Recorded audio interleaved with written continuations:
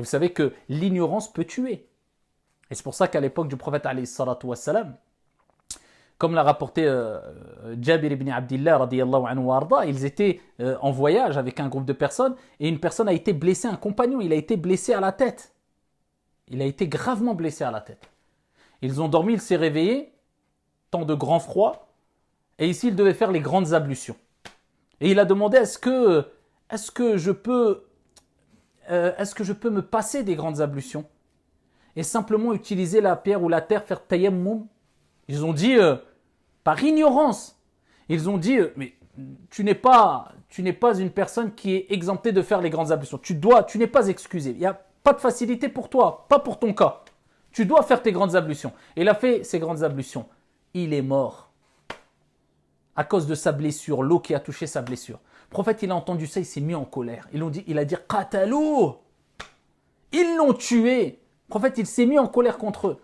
Il dit, il suffisait de poser la question. Pourquoi ils n'ont pas posé la question quand ils ne savaient pas? Et il dit, le remède de l'ignorance, c'est l'interrogation.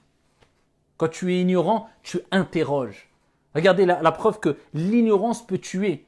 Et c'est pour cela qu'Allah Jalla wa Ala dit وَلَا تَقْفُ مَا لَيْسَ لَكَ بِهِ عِلْمٍ إِنَّ السَّمْعَ وَالْبَصَرَ وَالْفُؤَادَ كُلُّ أُولَٰئِكَ كَانَ عَنْهُ مَسْئُولًا. Et ne prononce pas ce dont tu n'as aucune connaissance. Certes, l'ouïe, la vue et le cœur, sur tout cela, tu devras rendre des comptes. C'est une mas'ouliya. Et Allah dit, ne dites pas sur Allah ce que vous ne savez pas. Tu parles au nom de la religion, au nom d'Allah subhanahu wa ta'ala. Quand tu ne sais pas, dis Allahu a'lam. Et ça, c'est une preuve que tu as de la science. Quand tu dis je ne sais pas, parce que tu sais que tu ne sais pas. Tu sais que tu ne sais pas. Eh bien, ici, c'est pour cela qu'il faut toujours être mesuré dans nos réponses.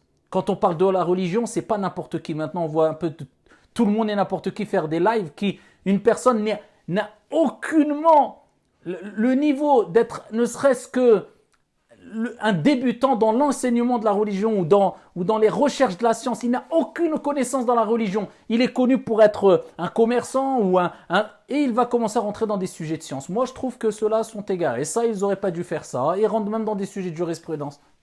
Mais, subhanallah. Est-ce qu'ici, on n'a pas à avoir un minimum de crainte d'Allah subhanahu wa ta'ala? Et personne n'est parfait. Mais quand on ne connaît même pas les bases de la religion, pourquoi on se permet de se précipiter à vouloir donner des fatawas ou alors de vouloir rivaliser avec les plus grands des érudits et des savants en disant « celui-là a dit ça, mais je pense que c'est pas ça. L'autre a dit mieux. » Donc tu as le même niveau qu'eux pour juger entre les deux au niveau de la science déjà. Non, un peu de retenue, un peu de pudeur, un peu de hishma, un peu de honte. Voilà, qu'on reste tous, et je parle pour moi le premier, à nos places et qu'on renvoie les gens vers des références fiables, connues et reconnues. Alhamdulillah, c'est pas cela qui manque dans nos 4 grandes écoles juridiques. Alhamdulillah, qui ont reçu al-qaboul, l'acceptation. Et donc c'est pour cela qu'il faut faire très attention à ne pas se précipiter à répondre afin de ne pas tomber dans l'ignorance. Wal'iyadhu billah. Et pour terminer ici, je donnerai quelques recommandations, des pistes pour acquérir al-ilm. La première des choses, al-ikhlas, la sincérité. Renouvelez votre attention. Pourquoi tu apprends la science? J'apprends la science pour transmettre. Non, tu apprends la science d'abord pour que ça te soit utile. Le prophète alayhi salatu wassalam faisait l'invocation Allahumma inni as'aluka ilman nafi'a. Oh Allah, je te demande une science bénéfique, c'est-à-dire une science utile, quelque chose, des informations que je vais ici apprendre et mettre en application. C'est pas simplement pour dire j'ai appris, je connais, ou alors je vais transmettre sans appliquer. Non, ilman nafi'a, demander à Dieu une science utile, une science que tu vas acquérir et qui va te permettre de bénéficier des fruits de cette science-là. Tu vas la mettre en application. Ali ibn Abi Talib disait Ya hamalat al-ilm i'amalu bi fa inna al-alima man alim thumma amil. Ô vous détenteurs de science, mettez-la en application car le vrai savant c'est celui qui apprend et qui met en application. Deuxième des choses, les invocations. Augmente les invocations. Allah a dit au prophète wa qur rabbi zidni ilma. Il dit ô mon Seigneur, eh bien augmente la science pour moi. Accentue, fais accroître la science al-ilm. Donc faites des invocations.